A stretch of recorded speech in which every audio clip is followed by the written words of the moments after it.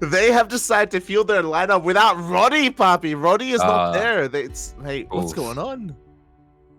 He must be at the club. he must be in the dungeon. Oh god, we are getting ready for our first matchup here. It is going to be, as you can see before us, a bit of a ZVZ between Silky and Serral. Yeah, okay, so Serral, his MVZ's been a little bit shaky lately. I believe in the DreamHack he actually got taken down by Wayne recently, which is a bit of an upset despite Wayne being a very good player himself. So this, if there's any chance for someone to have some insane upset over Serral, and I mean like a 33-point difference, if we're going by WTL standards, might be one of the biggest upsets we ever get to see. True. You know, the biggest upset that we should have seen would have been Silky versus Björn in a way, but apparently Björn is a B tier player, so I can't. But yeah, Silky, I do believe he has a chance here against Serral. I also can't imagine Serral took his loss against Wayne too well either. So because of that, you know, we could even have a bit of a mental advantage as well. Getting into tilted. It's over. Oh my god, he's still thinking about it right now. He's still thinking about Wayne. He's living it rent free in his head. I was looking at donuts. I have to send you this. Are you ordering some donuts? Are you? Maybe. I'm just kind of window shopping for the moment. Oh. Do you have a place nearby that you can, like, have donuts sent to you? Yeah, of course. That's crazy. You think I am an animal? I don't have that. Yeah, because you're an animal. I am an animal. You're not wrong. That's actually insane. I'm jealous. What is it, like Krispy Kreme, or is it?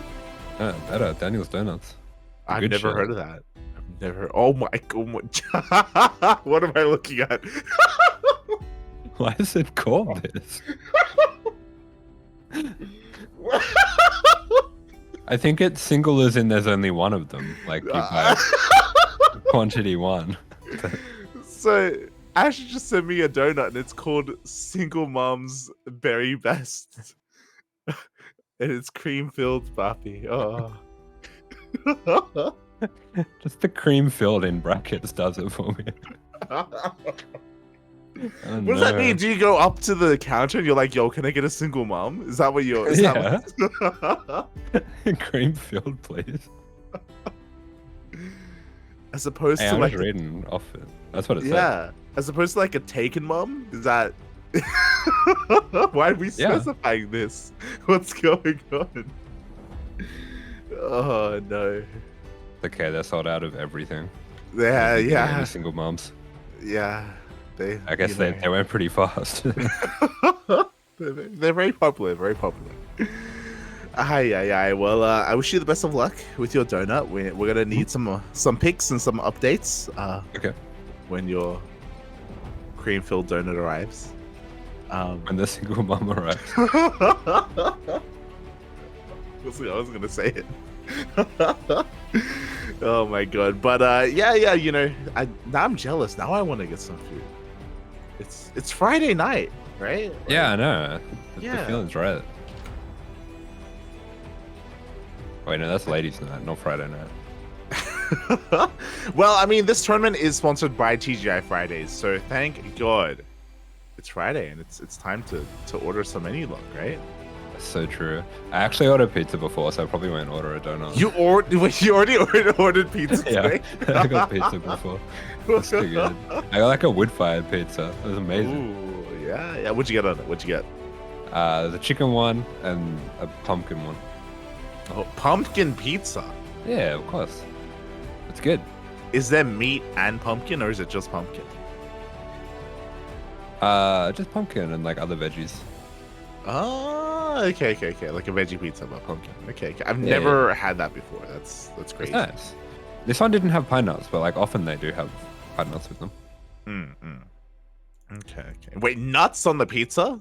Yeah, pine nuts, just little ones. You're blowing my mind even further. I've never heard of such a thing before. It's just like pesto. Like they're not like hard nuts. Okay. It's not like macadamia nuts like No, rolling around on that would be weird. I don't think that would work. Okay. In my mind, that's what's going on right now, you know? Yeah. No. You gotta play like a balancing act when you pick up a slice of pizza and make sure the nut doesn't roll off, you know? Just, yeah. Or you just make sure that it rolls off the right way. Oh, true. Yeah. There you go. Get your nuts out. It's been a while, Asher. It's been a while since we've casted together. I miss you, Papi. I miss you. I miss the single mom nut talk. You know, this is the best kind of talk. In like 4 days, lad. You're an animal. It's been 4 days, mate. It's been 4 days. It's crazy. Goodness. It's been Disgusting. years. It's been years, Papi. It's been Outrageous. Absolutely outrageous. And speaking of, a massive shout out to BASILISK in the chat. Thank you so much for the raid. Hope you had a great stream. Hope you had a great ladder session. You've come in just in time because we're still setting up for the first match. We've just been talking about food and you know, taking nuts to the mouth and all this all this amazing stuff. We're apparently waiting for our place to set up. We're waiting. Yeah, it looks like there's a little bit of a delay. Probably understandable. I mean, there's a lot going on at the moment. We've got DreamHack going on right now and all sorts of different things. So I'm sure the players are probably not having these games on the absolute forefront of their mind going into this week. I thought you were going to be like, there's a lot going on right now. I mean, we're kind of deliberating whether we want to get some more pizza or some donuts or some Maccas, some Oreos, maybe like a hash brown or something. Like it's a tough call to make, you know, and it has to be made before we play. That is true. It has to be made very soon. You could get an Oreo. Arrive on the break. Could get a McFlurry. Nah. The animals. No, I think I'm good. You good? You good? I think so. Yeah, you're satiated. You just had to look at the single moms and pretty much. Yeah. I just like to check every now and then to see if they have the cream and jam one. If they don't have the cream and jam one, I'm not getting it. Okay. Fair enough. I'll be honest, I don't think I've ever had a cream-filled donut. Just you wait. Can be arranged, puppy. I like donuts are nice, don't get me wrong, but I've never like gone out of my way to like walk into a donut shop and like buy. No, I go way out of my way. Oh, okay. They're good. Yeah. I mean, they're good. It's just, you know, I gotta go outside, right? Like I don't know. I don't have donuts that just come to your door. I don't have that. I don't live that life. Oh yeah. I mean, that's definitely a shame. You can still get them. You just have to walk. Yeah. Outside. Yeah.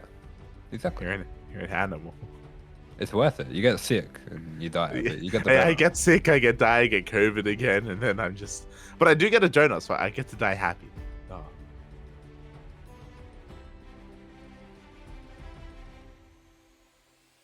Where's Serral? Are you looking at more donuts now? Is that no, I'm not looking at more donuts. Okay. Fair enough. Oh god. Well, as we're chilling here, as we're waiting for either Serral or Silky to show, hopefully everything's okay and hopefully there's nothing too serious. I know that they WTL, they do have penalties at times that can apply to players that don't show up. They can try and restructure and reorder the matches as well. Yeah, outside of that, Asher, have you been, puppy? It's been 4 days. What have you been up to, man? Have you been laddering? The last time we spoke, you said that you were. Oh, okay. I'm working. Doing well. The last time we spoke, you said that you were like working on rearranging and like relearning like hotkeys and stuff. Yeah, no, that's done. Forget about that. That's too hard.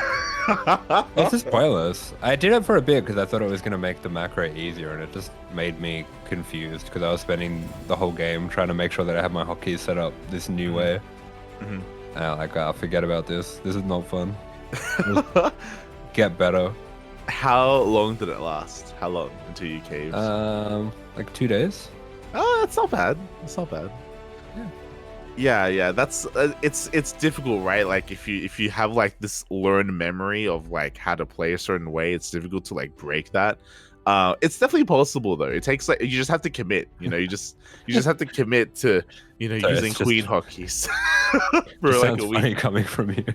I mean, I'm aware of it. Okay, look, I haven't done it myself because it is hard, right? I understand that. Because you're gonna play worse before you play better. That's the thing, right? And you have to slug through playing worse for like a week or 2 weeks or however long it takes for you to like wrap your head around not having to always think about these new hotkeys and always think about all this stuff. It becomes like your new muscle memory, right? Yes. I'm gonna admit I zoned out for a second though. Oh. I'm sure what you were saying was wise. Are you still thinking about the single moms, Papi? Are you? No, I don't know where I went. Like, I'm not really sure. Stay with me. I'm just saying it's hard. Okay, it's a hard thing to do, and you got to commit a lot to it. You got to commit. Oh yeah. I've tried a few times to like change around some hotkeys, and some of it's stuck.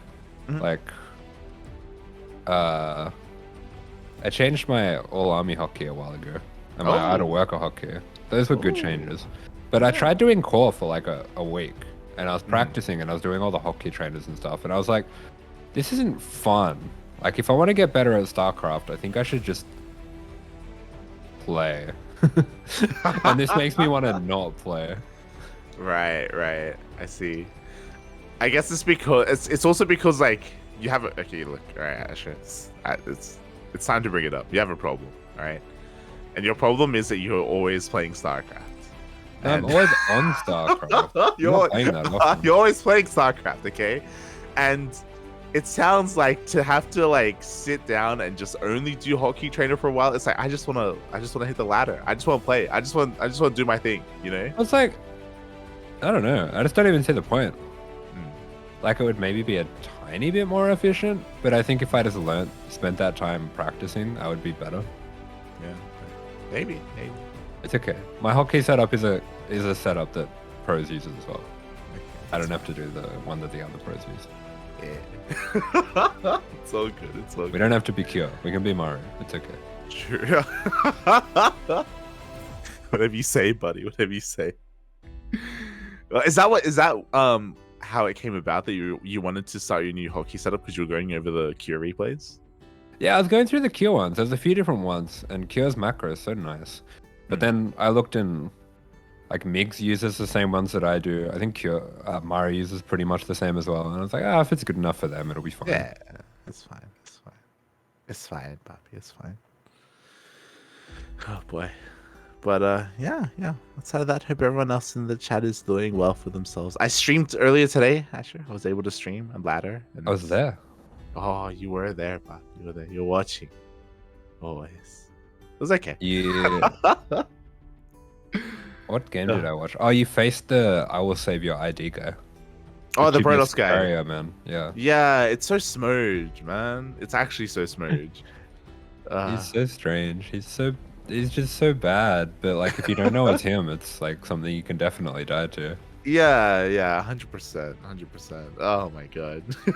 But when you do know it's him, it's really funny because when I know it's him, I'll start the game and I'll be like, "It's you! I saved your ID. This will not work again. You're one trick pony." What does he do in PvT? What does he do? Same thing. He does like he puts a fleet beacon down on one base, I think, and then he expands and like he does the same thing. Like, he has a forge for cannons. He goes across the map with like an oracle and a carrier at some ungodly early time, like 4:30 or something. And then he just masses carriers on 2 base, and you just make marines and go across the map and A-move him. It's incredible. I wish I could have a marine. Yeah.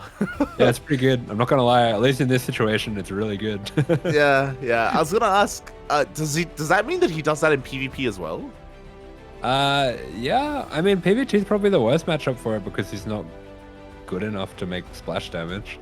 If he just made a little bit of storm, it would be quite hard to deal with. But he doesn't. He just makes carriers.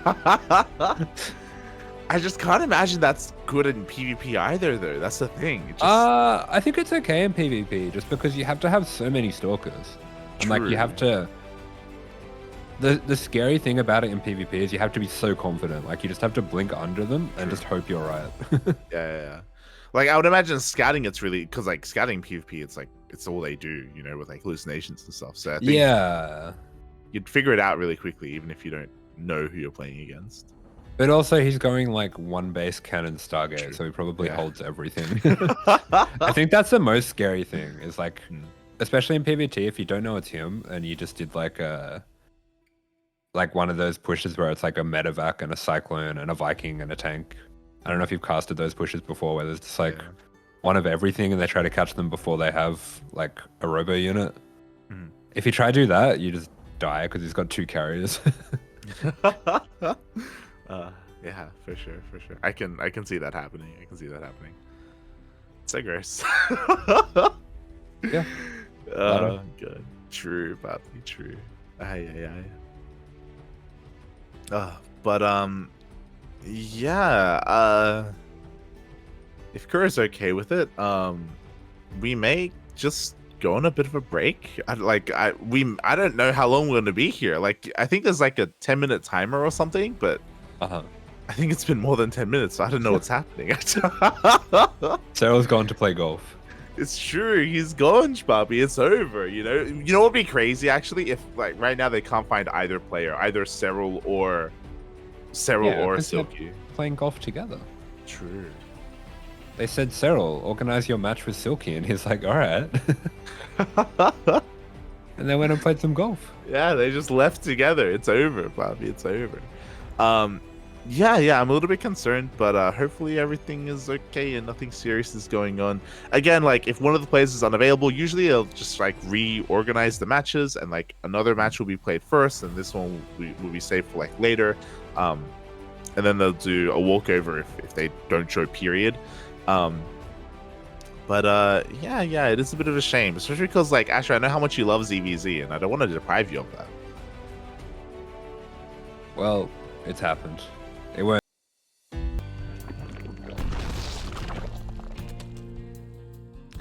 And welcome back, everyone. Welcome back. We apologize for that delay, but it seems like some of our players were not available, so we're jumping into a different matchup. We're jumping into the ZVP. Okay.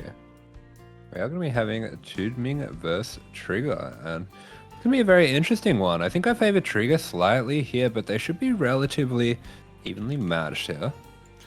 Oh, yeah, they should be relatively evenly matched. Like, I agree, you know, Trigger, he has kind of a lot more accolades in the NA region, the NA scene, but TooDming has been bunching up recently. You know, he has been getting some surprising results, so I want to believe that he can find a way. He can be a little bit cheeky, a little bit cheesy. Yeah, definitely. And Trigger, he is a player that has... He's got a lot of different strategies, but he does play the same kind of tone, I would say, a lot of the time, where he's playing for more mid-game styles. I don't really see him going for glaives super often. I feel like a lot of the time he's going for pretty heavy mid-game timings off 3 or 4 bases.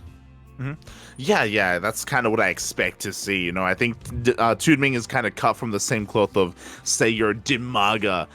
So seeing something a little bit more aggressive from him is what I would be expecting. But likewise, Trigger isn't the most... I don't know. He seems like a really solid player, but, like, not the most unpredictable player, if that makes sense. Yeah, I'd probably agree with that as well.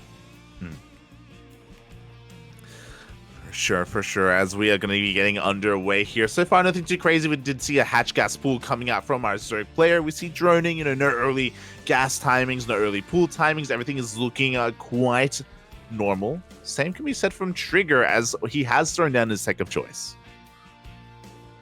Yeah, okay, so this is going to be a more standard game with the Stargate here. I think when you don't know your opponent that well, it's definitely a safe choice. Probably just sort of making sure that it's going to be safe if it's the kind of player that's going to be going for early Rage timings, early Ravager timings, or anything like that, even Bane busts. Just having that access to Oracles or Void Rays just really helps you out with anything like that. Yeah, it really can. And I was just double checking as well. And I mean, Trigger has been doing so well for himself so far. He actually hasn't lost a single series in ESL Masters for his own region. So again, he has been looking in form. You could argue maybe focusing a little and preparing a little bit more for his ESL Masters series. But here in WTL, I'm sure some of that will transfer over as well.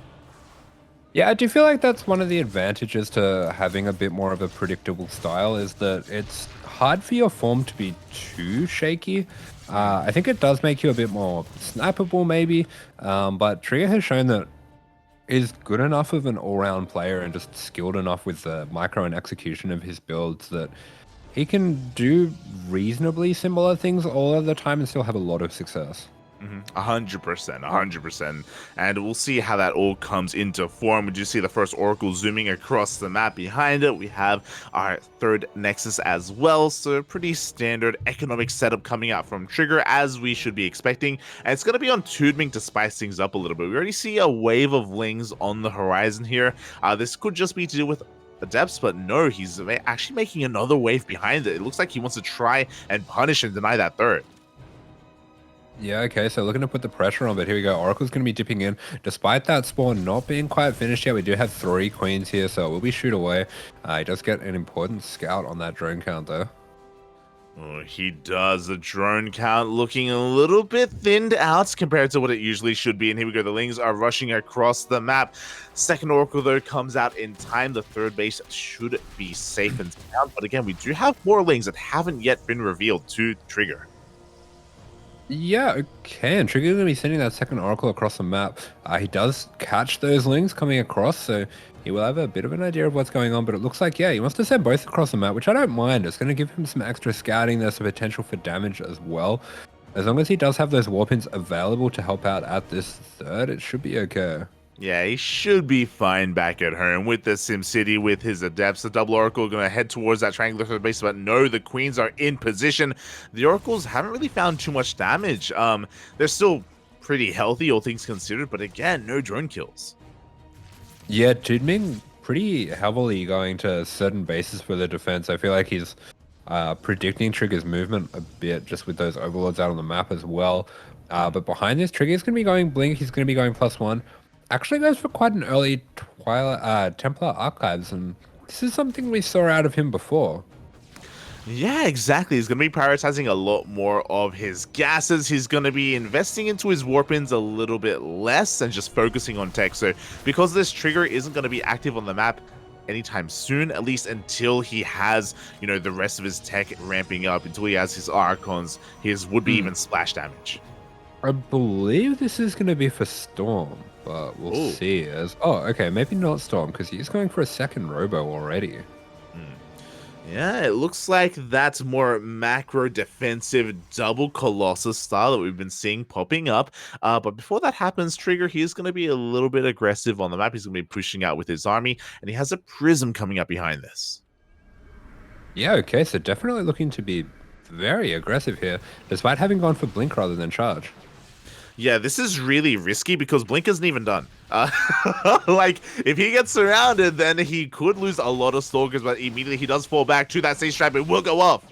Oh yeah, the Stasis Trap going to be making a very nice force field for those Stalkers to funnel the Lings on it through. TooDming going to be recognizing that and just backing off a little bit. He does have his +1 melee and Bane Nest on the way as well, so it looks like TooDming's going to be working into that +2 melee style that we have been seeing pretty commonly in ZVP. Yeah, exactly. Going to be relying a lot on those Lings, on those melee upgrades, not just for run-bys, but also to help deal with and shut down all these Stalkers. Meanwhile, even though we did go into double Robo production, we haven't really made use of it. We're still really committing on a more gateway-heavy composition. Yeah, okay, but there we go. Big run-by going to be coming out across the map, and it looks like Trigger doesn't really have enough to deal with this. The pylon's going to be going down. Now the probe's going to be going down as well. It's some very nice drilling by him to keep those safe, though. Yeah, exactly. And oh my god, the Lings are even going for the Nexus itself. A bit of a bold move. I don't think he has the DPS for it, and this is going to cost TooDming a lot of Lings. Yeah, feels like that was maybe a mistake. He could have gone after the probes a little bit more than that, but only 2 probes going down, and losing all that health on that Nexus without it going down is absolutely ideal for Trigger. That's pretty much the only damage that he could have taken that's not really going to be a problem for him. Yeah, we even look at the units lost tab here, and 47 Lings went down, and things were looking good. I think we both assumed that more workers were going to go down, but because only 2 went down, like, Trigger is looking in a pretty good position after that. Yeah, he certainly is, and it looks like he has recognized as well that TooDming staying on a very low drone count and just massing Ling Roach. So he is going to be looking not to fully commit, but just to poke forward with the Blink Stalkers and the Oracle, which does actually end up being not too committal a push. Yeah, exactly. You know, he's got a couple of oracles to support, but he's really here just to pick off whatever units he can, maybe force an overreaction, but not commit too hard into pushing into any of these bases. Meanwhile, behind this, we are starting Immortal production. Still haven't really taken advantage of the additional robots. We still haven't seen a Bay. Yeah, it's pretty odd actually to me that he's gone for a double robo when he hasn't really been using them that much. Yeah, it's kind of crazy, and because that TooDming has an overwhelming army right now, he's got a lot of roaches, he's got a wave of banelings coming in behind it as well. He has a lot of potential for damage. He couldn't even try to snipe the Nexus. Yeah, looks like he's going to go for it, and with the damage from that banelings, it should definitely be going down. I don't think there's any shield battery, so there goes down that Nexus, and the Roach is actually smashing on through. Both Archon's going to be going down, and Trigger, it feels like it didn't quite have a grasp on exactly what the game state was here. Otherwise, he might have been pumping out more of those Immortals. Yeah, I mean, TooDming hasn't made a drone in a while. And I don't think he intends to, you know, again, very Demaga-esque. He's got 62 workers, and that is all he wants to work with. He's just making roaches, lings, and banelings behind this. And as you said, Trigger, he never rebuilt his shield batteries at his third. Oh, now these Stalkers are in massive trouble. Does he have a recall for them, or is he just going to continue to trade? He is actually doing a really good job shaving off the Lings, but it feels like there is just too many of them. There we go. They are going to be going for the surround here. Prism comes in to try to do a little bit of pickup at micro here, but Trigger, despite making such a good, making the best of a bad situation here with this micro, he's just in a world of trouble. He really is. TooDming takes control of the center of the map, shaves off so many of those Stalkers. Doesn't get all of them, but the majority of them. Meanwhile, we see him rotating around. Trigger does have that 4th base, but that has been spotted, and TooDming is about to remax.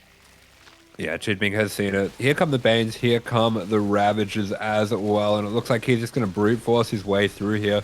We do have that stasis trap. There's a lot of potential with that, especially if it does force field those banelings. That would be ideal there. And it does catch a lot of Lings. It would have preferred banelings, but that's not bad. Yeah, it does get a lot of those things in the end. Meanwhile, the banelings are crashing on through anyway. Probes are falling left and right. We do have a shield battery, we do have an overcharge, but we may just have too much Roach Ravager.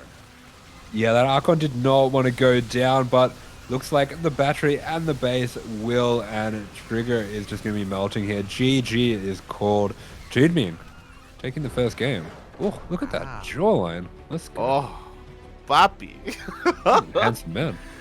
GG, well played. TooDming does take game number 1, and now I'm a little bit sad because it was so difficult to predict this series. For the CranKy Duckling predictions that we do have going on for this series. I was sitting there for a while thinking, should I go for the 1-1 or the 2-0 in favor of Trigger? Like, what do I go for? I went for Trigger in the end, but TooDming clearly showing that, again, he can go toe-to-toe with the best of them. Yeah, I went Trigger 2-0 as well. I was pretty sure about it. Yeah. Oh boy, I had a lot of confidence. I was like, mate, he's in form right now. He's been practicing a lot for ESL Masters. He's got this, but no, TooDming has other plans, and yeah, maybe Trigger just having a hard time really recognizing the game state, right? Recognizing that TooDming had cut workers very early on. Yeah, I feel like that was almost a game where Trigger just had no idea what kind of player he was coming up against, and just played sort of a catch-all style, but without really doing too much of anything in particular. Yeah, I think so as well. You know, Trigger, he was playing pretty standard in a way, you know, a pretty solid play that we expect to be seeing, but TooDming comes in a little bit more prepared, maybe expecting Trigger to play like this, and maybe looking to catch him off guard. And yeah, because of that, as a result, he's able to take that first game, and Trigger, his map of choice is going to be Altitude. Of course. Now, because I am an annoying balance light, I was looking at the Liquipedia statistics today. Okay, go for it. And out of all the maps in all the matchups, Altitude in ZVP has the most imbalanced win rate. It's What kind? for Protoss. Oh yeah.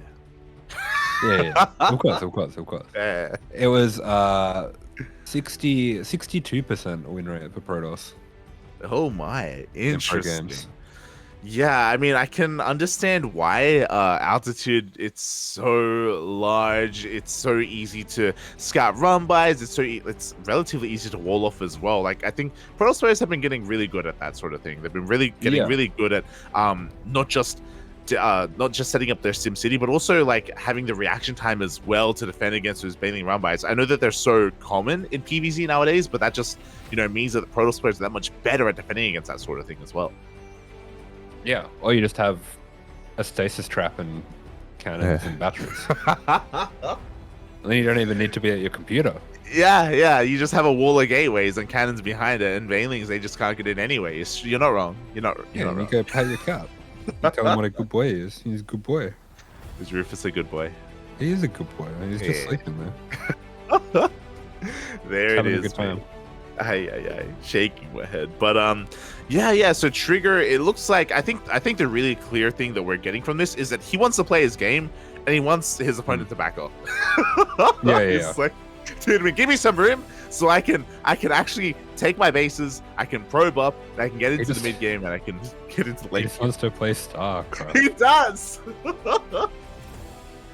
just wants to play StarCraft. Like and these so clowns, does TooDming. They're just running at me with 4,000 roaches. I just want to play StarCraft. He just wants to chill at home, make his bases, and max out. Okay, that's all he wants to do. And I don't blame him. It sounds fun. Sounds like a good time for Trigger. I mean, that's pretty much my experience when I'm playing Protoss as well. There's some Zergs that they try to play like pros, and they just have like this step and then this step and then this step, and you just like kill them in between one of the steps. And there's some people who are just like, I'm just gonna make roaches. That's the plan. I mean, sometimes it works, Sometimes it's all you need to do. It's an amazing plan. Every matchup up here. Let's go. And speaking of, here he is in the bottom left-hand corner for Team SSLT. It is TooDming. And in the top right-hand corner of the map for BASILISK, this is the red Protoss Trigger.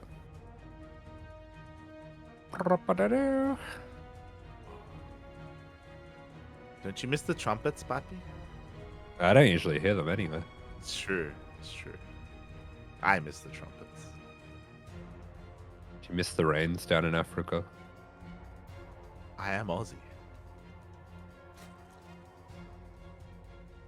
Okay. Isn't that an Aussie song? Isn't that like the Aussie theme song? It's totally Aussie. Yeah? No. Are they? I don't know. I don't know what you just said. They're American. I said I missed the rains down in Africa. Oh, okay, never mind. I'm thinking of the other one. Australia? I missed the rains down in Australia. Exactly. The Vegemite sandwich song? No, yeah, that one. That song, yeah. That's what I think of. Yeah. I know. It's like the song by like the Outback Kids or something. Who's it by? Yeah. It's like, I don't know. Do my songs. I don't really care about these bands. But they live in a land down under.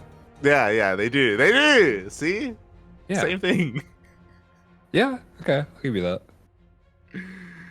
Oh, God. As we're getting into this, of course, massive shout out to the sponsors of WTL. We have Hypergriff, Doyu, TGI Fridays, Taido, and, of course, Rio as well. Without them, this event would not be possible, and we wouldn't be able to experience and witness TooDming with a lead over Trigger, which is crazy. Do you reckon the camels are starving just because they're drunk? What does that mean? Do you think they have like the munchies? Is that what you mean? Is that? Yeah, I just want like a pizza. Yeah. Once the food actually arrives, like they're not as hungry as they thought they were. But yeah, we can relate. Did you order the donut? Yeah, I did. I got jam donuts. There was a place that didn't have stupid delivery fees. Actually, they were free delivery. Oh, free delivery? Yeah, I don't know how. I'll take it though. Yeah, just double down. Just get like Yeah, donuts yeah. for the week, you know? I got 6 hot jam donuts. How many are you gonna eat today? Probably 6. Oh, you're gonna get filled up, Bappy. I eat them in the break. Oh my god. Shaking my head, shaking my head. Oh god. All right, well, as we Yeah, Trigger's going to be putting the pressure on here, and TooDming actually doing a really good job defensively. We saw this in the last game as well. He was completely deflecting the oracles, and they got no damage at all. It's actually pretty insane and really impressive how well TooDming has been able to defend with his queens. He's always in position, always like a hawk, looking at that minimap, looking at those units, and just always there to respond. We'll see if he can keep it up because the oracles are on the way behind this. Yeah, so it looks like Trigger's going to be doing more of the same, at least for now. Maybe just expecting that now that he knows a little bit about how TooDming plays on a bigger map, he can go for the same sort of thing and he'll be in a much better spot. Exactly, Mimo. Yo, TooDming has something else in store for us, mate, because he goes for, what was that, like a 3-minute 50 lair? My god. I like it. We're going full Cham style. We have altitude, we have mutas. That's what I want to see. Here we go. Mutas are definitely an option. We'll be keeping an eye on the gas count. Other options here could be 2-base Nidus all in. We have a lot of Lings in production. If we have a decent queen count, then we can send it all across the map. Otherwise, we could even go for an infestation pit. But so far, we only have one gas geyser. No other gases are taken. Yeah, so it could still be like a Queen Ling Nidus, but I feel like we'd see an Overlord floating behind the main if that were the case. True. The other thing is that we're droning right now. We are making a wave of drones, so I'm really curious as to what the purpose of this earlier lair is going to be, as the Lings do get a bit of a surround, and these depths are falling. The shield batteries are falling as well. This run by is getting out of hand. Yeah, it actually is, and I think the Oracles are finally going to drop back here for Trigger. They do both activate the beam, so that will be the end of the solo attack, but that's 2 adepts going down. That's the Oracles being sent back home. That's energy from the Oracles as well. This is all looking very nice. It's okay, you called it. It's going to be a Nidus. Oh boy, and what's scary is that if you remember when the Oracles first went across the map, they got denied at the natural. They didn't make it all the way into the main. So far, I believe the lair has been unscattered, despite the fact that we have 3 Oracles on the map.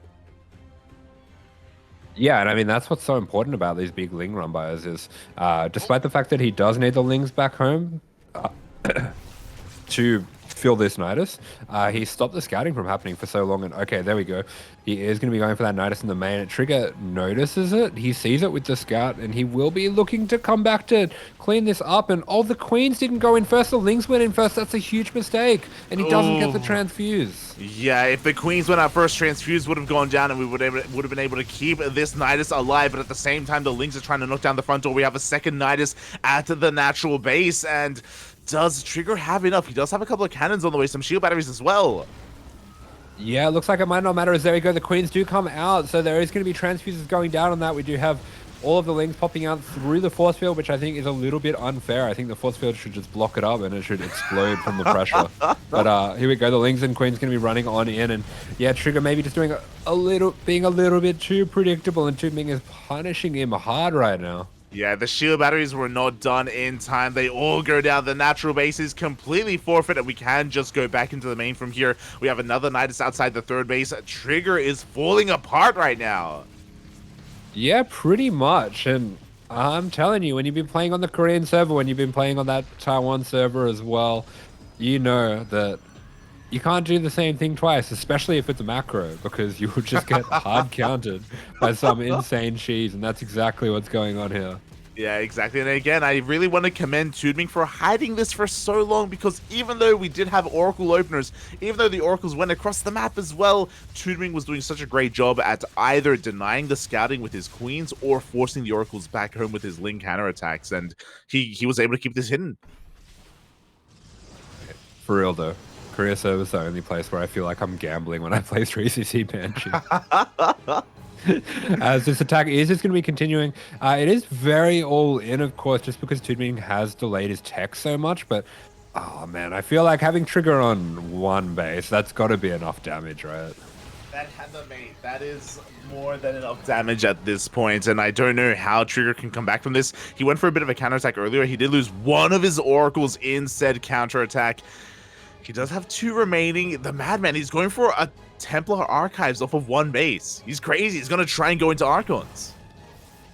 Yeah, okay. I guess he does need to venture out into a little bit of a splash because I don't think we're getting back into this game without efficiency. I think if it wasn't for all the Lings, maybe a Robo Bay would be nice, but oh, there we go, TooDming. He is really on the pulse of this game. He sees that natural going down, and he's going to look to punish with these Lings.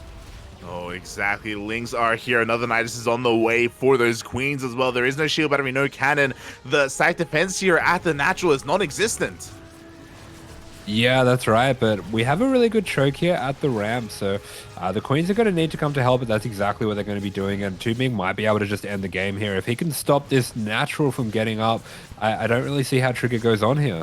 Exactly, and then we go the Zealots, they move on forward, they get annihilated immediately by those things, they get fully surrounded. We do have a couple of High Templar on the way. There are those Archons that we were talking about. They will do amazingly against those Lings, but what about the Queens, and against how many Lings? We have the feedbacks, oh my god!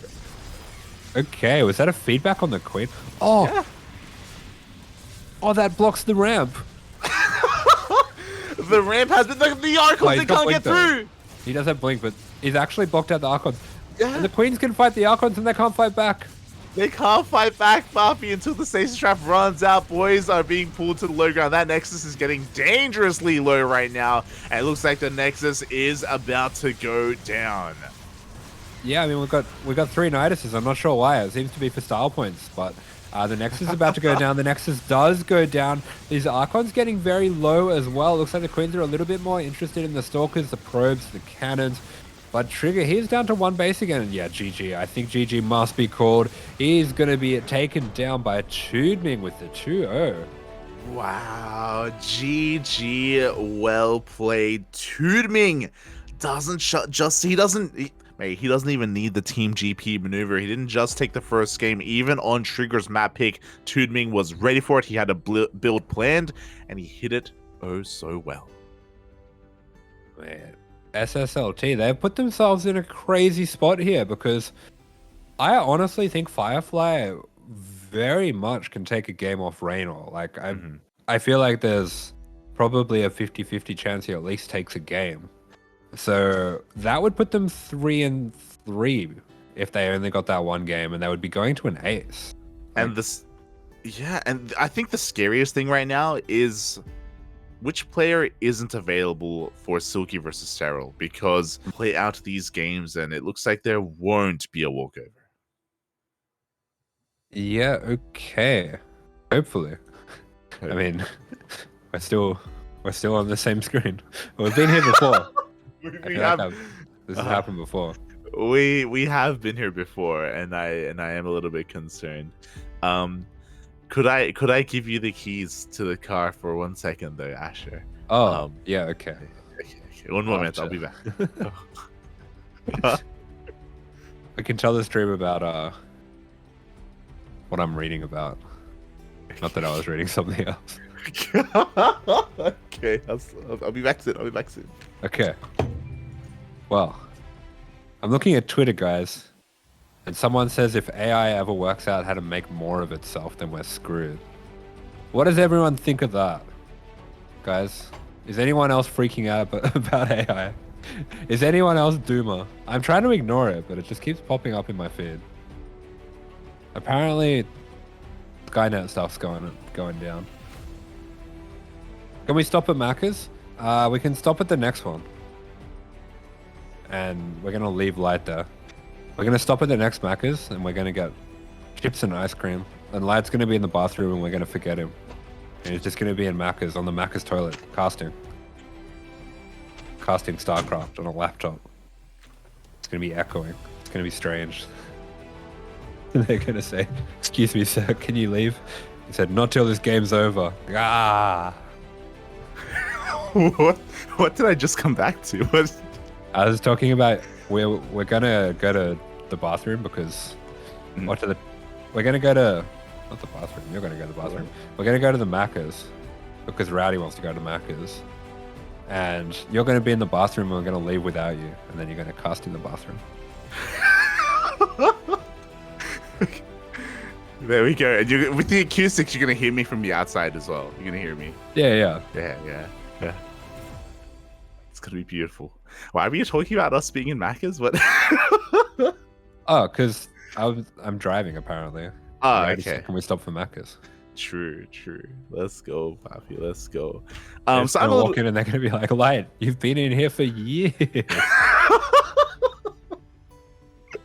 What year is it, Papi? What year is it? Oh my god. Well, I've gotten my donuts. Oh, have now you? Did you actually get donuts? No, I don't have donuts. It's not a thing here in Sydney. Okay, You just said I have you got no your donuts. Yeah, I'm just because I wanted to say. Now we have to wait for your donuts. I wish I had donuts. I wish I did. Okay. Did you get something? Yeah. What'd you get? I got a hot chocolate. Got a hot chocolate. Ooh, nice. Wait, just a hot chocolate? And some fries. Let's go. Let's go, Papi. Let's go. But I'm a little bit concerned because I left. I came back. You said you told your Macca's story, and Yeah, we're still here. yeah, we are still here. Yes, that's a little bit concerning. I can let you know at least that we don't have an update from the admins. We don't know who it is at the moment that is missing, but apparently someone is. Someone is. Oh boy. Is it Serral? I don't know. Mate, it would be crazy if Serral doesn't show and then SSLT win 4-0. That's actually crazy. I don't think anyone predicted that. Yeah. No. I don't think anyone predicted Serral to get 2-8. Mate, Silky, he's got the power, Papi. Last week he took down Bjorn. This week he's about to take down Serral as well. Like, it's crazy. But here we go. The players have arrived. Spawning. Oh, never mind. Oh my god. The So I guess Silky might be having issues. It looks like Silky may be having some connectivity issues, maybe some latency issues. Oh boy. And hopefully they get resolved, and hopefully they don't impact his game too much. Yeah. Yeah, that would almost be worse if it does work and then they get in game and it's just like horrible in game. And be like, oh, I was beating Serral, I would have beat him, but I was lagging, you know. Speaking of, here he is in the bottom left hand corner for BASILISK. It is Serral.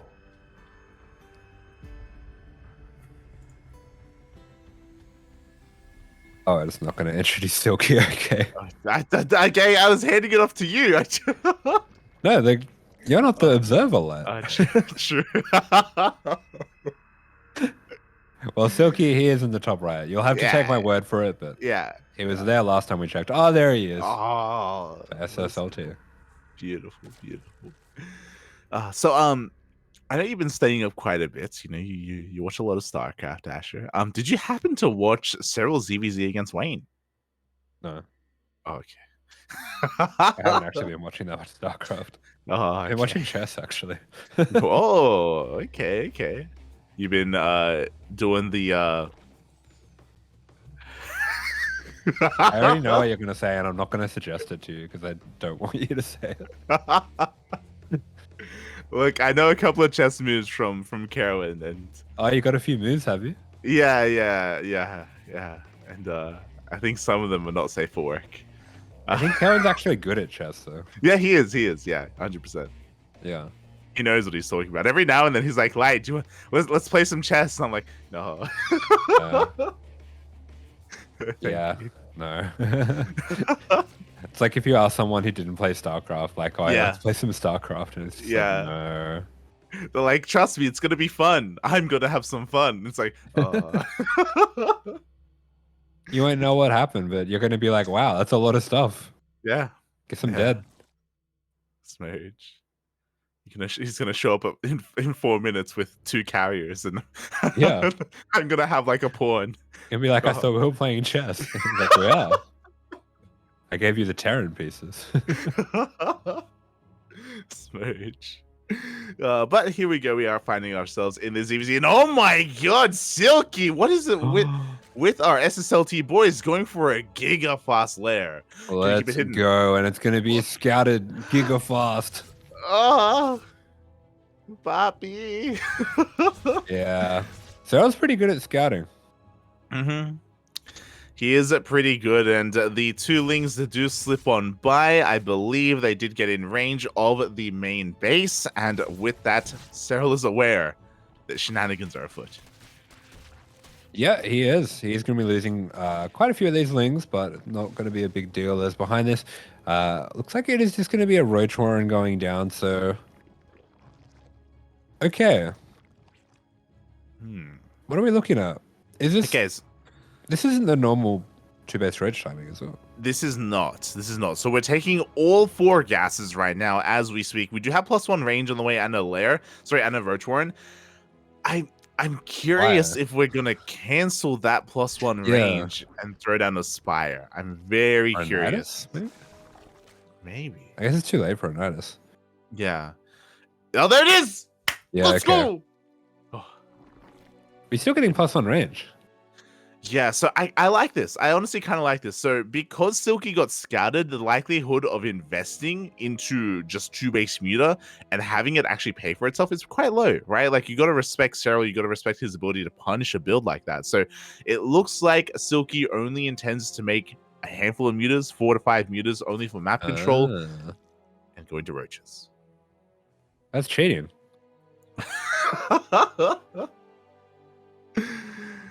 Yeah.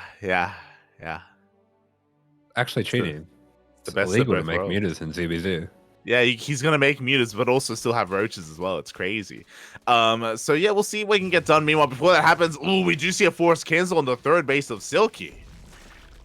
Yeah, that we do. We are going to be seeing the roaches, and Serral gets a scout of the +1 as well, which I think Silky's not going to mind at all in this situation. Yeah, again, he wants to try to sell the story that there is no Spire, that it is going to be 2-base Roach instead, as the Spire is about to finish up, and Silky has plenty of gas to work with, but at the same time, oh my god, the Lings, they come back in! Yeah, they're going to be running back in. They get a full scout. Going to be getting a little bit of damage at the same time, but the mutas are already on the way here. They are on the way, but you know what, Serral, he is pulling back those overlords. He has plenty to defend back at home. He's making queens. We got spores on the way as well. These mutas shouldn't be doing too much economic damage, but thankfully they weren't designed to. And Silky, he throws down a Hydra Den immediately. Hey, this is wild. This is some interesting StarCraft. I mean, if I play some ZVZ, maybe I'll try something like this. Because guess what, lad? What? I'm feeling inspired. Because this is fire. I got it, Ash. I got it. You get it, like? Yeah, Because it's a fire. All right, so it looks like Serral's actually read this really well, and he's not committing that hard to the defense here. Exactly. So the mutas, they catch 2 overlords out on the map. That's some damage here. And shortly, Serral should also recognize that there aren't too many mutas. He does have a Hydra Den on the way just in case, of course. But again, we were talking about this. These mutas are just designed for map control. This is giving Silky breathing room that he needs because he was forced to cancel his 3rd base earlier, and he is going to be taking up into lurkers. As a result, Asher, Silky is planning to turtle. And yeah, it's going to be that kind of ZVZ. Yeah. That's Silky's win condition anyway. But me dying of boredom. I mean, if it goes on long enough, you can get some donuts, you know? That is true. Yeah. And then you can I'll just eat them while we're casting. You can put it in your mouth and you can tell us like how it feels. Like just very good. Is that what you want? You know it. Oh god, as we do see Silky making his first wave of lurkers already, so we'll see how Silky does maneuver with them. Again, I imagine that Silky is going to be turtling up and taking a fourth Oh, base and trying to catch up with his lurker play, but we'll see what he decides to do. and Serral sees the lurker den right away. Serral's scouting has been pretty much completely perfect this game. And he's known exactly what's been going on this entire time, even going for a bit of a push of his own, wants to delay these lurkers from getting across the map. He has enough Ravagers that he can start biling these down, so I actually think this is going to be a little bit difficult for Silky to make work. This is an incredible concave here for Serral, and there's no anti-air to take down the Overseer. Another fantastic bar between these two lurkers, and Serral is just crushing this push. He really is. I mean, shout out to Silky for being as aggressive with them as possible. It was looking like he wants to hit a timing with those lurkers, but every single lurker goes down. Silky has lost his advantage, his tech advantage, I should say, and he is remaxing with roaches behind this. Yeah, Serral just no-scopes those last two lurkers there, and he will be going across the map. Looks like a few of those meters went down as well, and if Serral just pumps Ling Roach behind this, he should be in a really solid spot. He's actually going to Hive as well as he does his push. Jesus, just get every tech that you need. The Hive is on the way so we can get into Viper play, and Vipers would be amazing, especially if Silky did remake those Lurkers and he has them defensively back at home. Lurkers in low numbers can be dealt with by those Abducts, by those by those Blinding Clouds. So Serral is kind of just getting ready for any kind of situation. Yeah, definitely, and he is going to be dealing with this run by here as well. Just splits off that one range to deal with the last low health unit. These meters still continuing to be a bit of a nuisance here for Serral, but he does have Hydras, so if he can find these out on the map, they will go down pretty quickly. Yeah, they really will. Meanwhile, Serral, he has rebuilt his army. He's moving out across map back at home. What do we have to defend? We have no more lurkers available for Silky, just pure Roach Ravager instead. Oh, yeah, and this DPS, the added DPS of the Hydras for Serral, really going to help him out in this fight, as he does have just the way bigger army. Even though this is a bit of an awkward position to push through, if he can bait Silky into his own concave, found a good fight, and he is fighting a good fight here. Yeah, exactly. He just has an overwhelming force of Roach Hydra right now. Serral, he breaks through the defenses. GG gets called, and Serral will take game number 1. Yeah, clinical stuff by Serral, and I think he dropped his chat out a little bit. Gives himself a little ride on the chair for a treat. He's like, you did good today, Serral. Yeah, man, he scouted the mutas. He scouted the Spire. His scouting in general was so good that game, just confirming not just the Spire, but also the Lurker transition as well, and he was able to prepare himself for that. Meanwhile, Silky, I appreciate how unpredictable he was trying to be that game. Like, he was making a lot of twists and a lot of turns and is trying to catch Serral off guard. But again, Serral is scouting. So good. Yeah, I mean, we point out that the scouting was so on point because there was so much to scout. There was so much going on. Oh yeah, definitely. So, solid game there by Serral. Meanwhile, we're going to be mixing things up. Silky's map of choice is going to be Neo-Humanity. Okay, and I think if he does want to do crazy stuff, this is the map for it. Especially because if it doesn't work out and he goes back into Lurkers, this is a really good map for that too. Oh. See, you're always smudging about the Lurkers, but secretly I think you want them, Puppy. I think you want the Lurkers to come out. I think. Yeah. Only because I don't mind. Okay. I don't mind seeing Lurkers get borrowed, and I don't mind them getting yoinked, because that's kind of funny. Yeah. It's like a plug getting pulled out. That's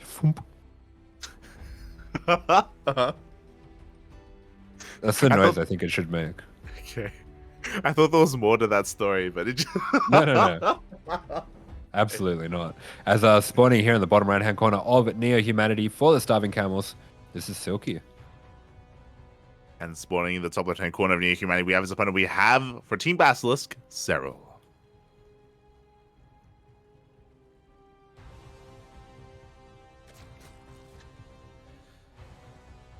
Boy, here we go. Game number 2. Silky, I'm sure he has something special in store for his opponent. I'm sure something has been cooking up here in the mind of Silky. But we've already seen an early lair as, Serral goes for a safety full first. You always call it a safety pool first. It's a safe pool first. Is safe. It's for safety. He's just trying to live. He's just trying to survive. It's true. He just has to all in him before he gets all in. It's not at all. Going pool first is not all in. What are you talking about? It's a cheese. He's cheesing like it. You're an Serral's animal. just a cheeser. He's not actually good. It's a big cheeser. It's the equivalent of like it's like Terran player. It's like Beyond when he goes for like a 2-racks back at home. You know, it's for safety. Not for safe. No one's safe when Beyond's around. He's just trying to live, puppy. He's just trying to live his best life. Make reapers. Like, I'm gonna need you to leave this map for your own safety. Oh my god. Well, with that, Serral, he is only going to be making 2 lings here initially with his units. Oh, He's not pulling out of gas. He's doing the light build. you didn't go gas first. What are you talking about? He's doing the light build. What are you? He lost his mind.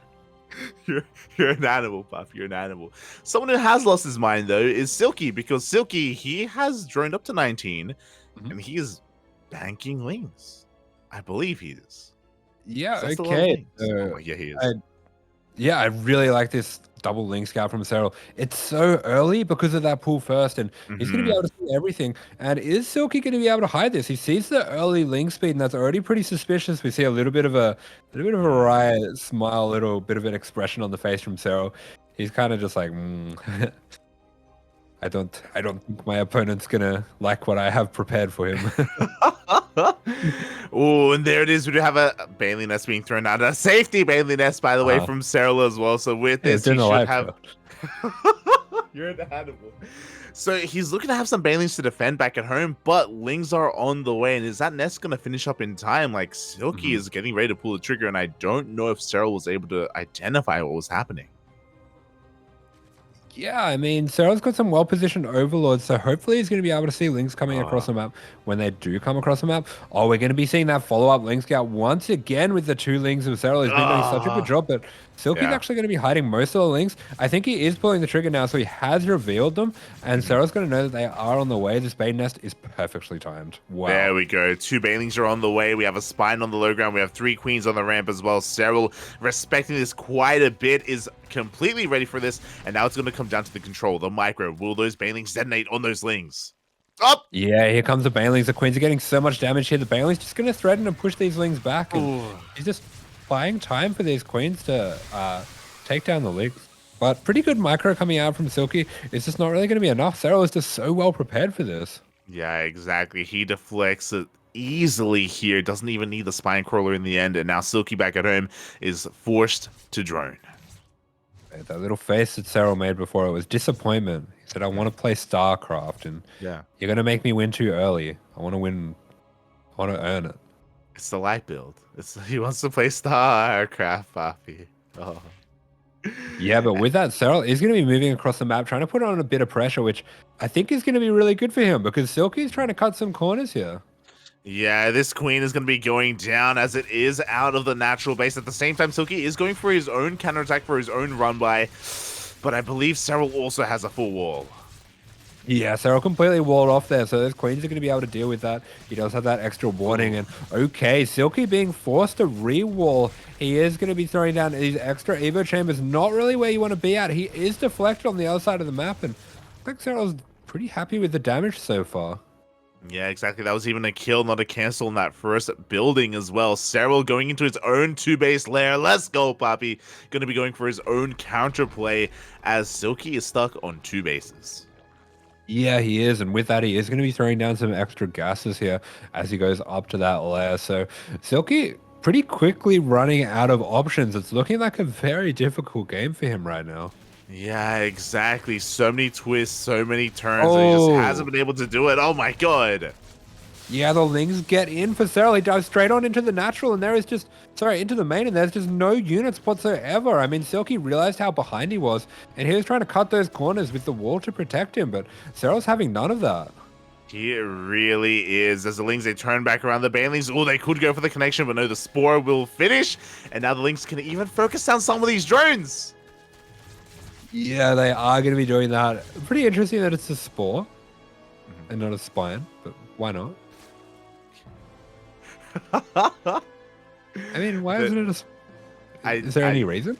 I don't think that was intentional. I'll be honest. Okay. I think, as in, I It's don't the think it first was. thing he built. Yeah, yeah, and I don't think it was meant to finish. As oh my god, a massive baneling Whoa. detonates there on the lings of Silky. Aye, things are looking from bad to worse here for him. Meanwhile, we can see that Silky, with a faster lair, did in fact go straight for a Hydra Den. It's Serral playing, so it's going from worse to worse. God damn.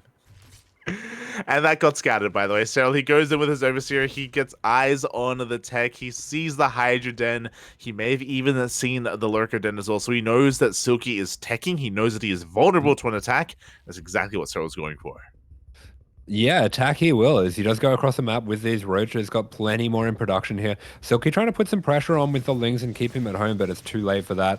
We do actually have a lot of Hydras. I think this is almost enough Hydras that these roaches could be in a little bit of trouble here. So yeah, Serral's going to have to back off, making sure that he's fighting with all of his roaches at the same time. Yeah, slow and steady. He has to methodically work his way through the natural waste, but here we go. He's getting on top of those Hydras again. Pure Hydra does not do well against these roaches. Their DPS is not high enough, and they just are so brittle in comparison. Spy finishes, but it's not going to be enough either. GG gets called, and Serral takes the 2-0. Oh, and he cannot contain his emotions. You love to see it. Unless he's going to get... Ay. And his dad's gonna walk in and he's gonna say, he's not gonna say, "Are you winning, son?" He's gonna know that he's winning. Yeah. He can't get that smile off his face. He's going to give him a cream-filled donut. Oh, why not? He deserves it. He's done good. You know, he has. He really has. GG, well played. Serral, I think we've seen that celebration before, actually. That was an iconic spirit celebration, actually. Oh my god. I've seen that from... I feel like they saw Maru and they're like, man, that's so cool. He's like so unfussed and he's just not making a face. Either that or it's the Max Pack situation where, you know, when Max Pax doesn't have the camera and everyone else gets to not have a camera, they're just like, oh, Maru doesn't have to celebrate. We don't have to celebrate either. Turn the camera off. There you go, mate. There you go. So the camera off timing is what's on point here. He's like, let me know when you got a challenge. I'll be back. Yeah, so Serral does fight back for his team, does put that 2-0 on the board, and oh boy, now it's all going to come down to this final best of 2, Firefly versus Reynor. Yeah, that's right, and this is a very interesting matchup that we've got here because Firefly, he has been looking fantastic lately.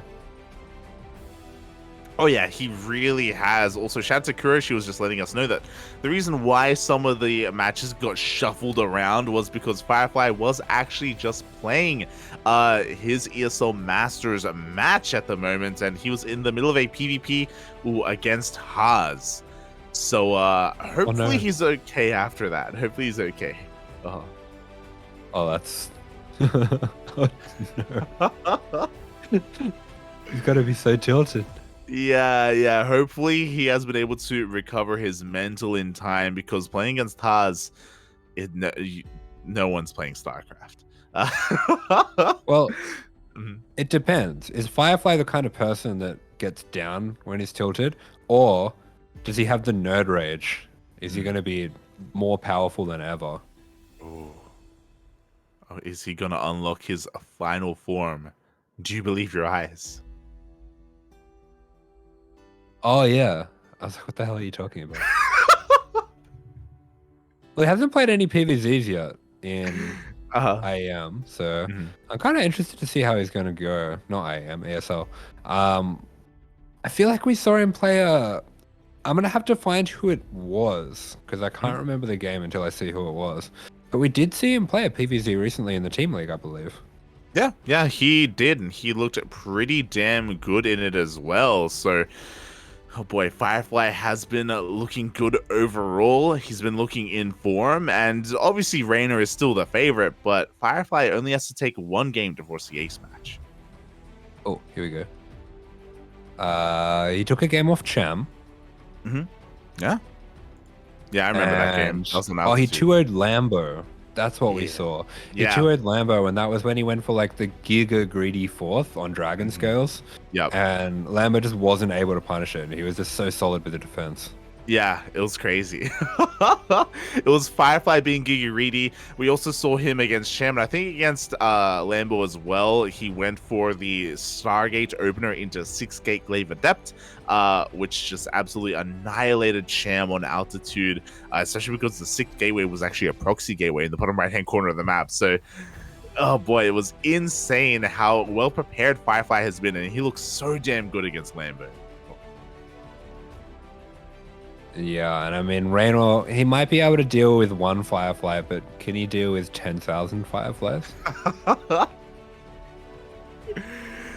That's a good question. I don't know if he can. Lambo couldn't, Sham couldn't, can Reynor, because Zerg players have been falling left and right here in the face of Firefly. Oh boy. Can he even 2-0? Is there a world where that can happen? Yes, I believe. Oh. Let's go, Poppy. Let's go. As we do see, apparently, Firefly, he's got some quite powerful mental play, at least according to the World Team League organizers. Meanwhile, Reynor coming in hot with a 10 in offense.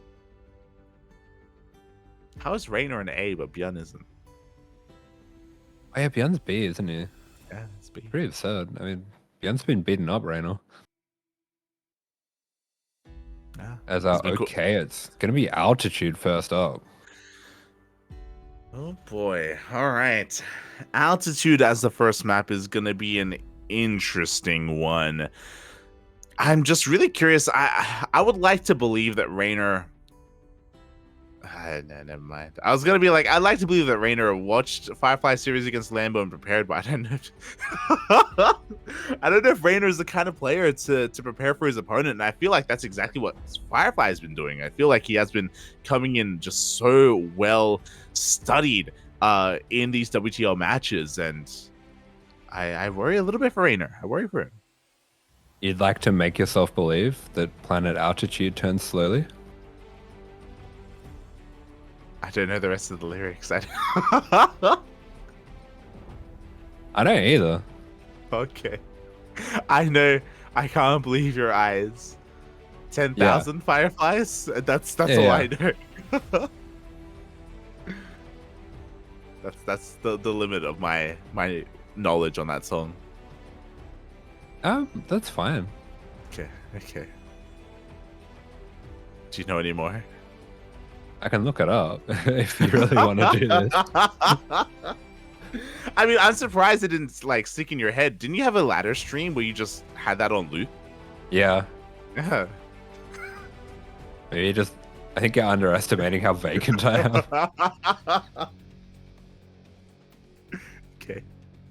Also, the lyrics are really bad. I feel like they would be memorable if they weren't awful. Oh. Smurge, Mappy Smurges. Here we go, spawning the bottom left-hand corner for BASILISK. We have Reynor. In the top right, we have the Firefly. Thank you. Yeah. Oh boy, but here we go. We have our final best of 2 here, or potentially final best of 2 of this matchup between Team BASILISK and SSLT. And already, like, an interesting turn of events. You know, TooDming popping off for his team. Can Firefly do the same? It's hard to say that I'd rather stay awake when I'm asleep. What does that mean? And also, to 10 million Fireflies, I'm weird because I hate goodbyes. Yeah. Aren't you weird saying goodbye to Fireflies? You can't start a metaphor and then not finish it. That has nothing to do with Fireflies. You know what? You know what we need? Were they just like the Rebecca Black of that generation? Oh my God. Or is Rebecca Black the Rebecca Black of that generation? Am I just old? She's the Rebecca Black of that generation. You know, there are people listening right now that have no idea what the hell you just said and who Rebecca Black is. That's fine. It's not like they're going to know anything else I'm saying. True, true. Aye, aye, aye. God, what was I gonna say? I don't know. I was gonna say something about fireflies, but it's fine. Yeah. I mean, Don't you got worry about time. it. I do.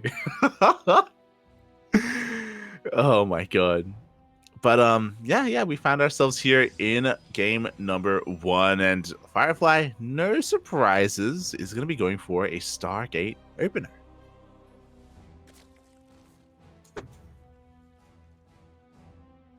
Are you thinking of lyrics right now? What's going? Oh, right, that's what I was gonna say. No, I was I'm gonna trying to think say. of a would you rather. Yeah, go on. I was about to say that I feel like we need the chapster to make his own rendition of Firefly. That's what we need. Oh. Yeah. Okay. Would you rather Okay. your room has 10,000 fireflies in it at all times, Uh-huh.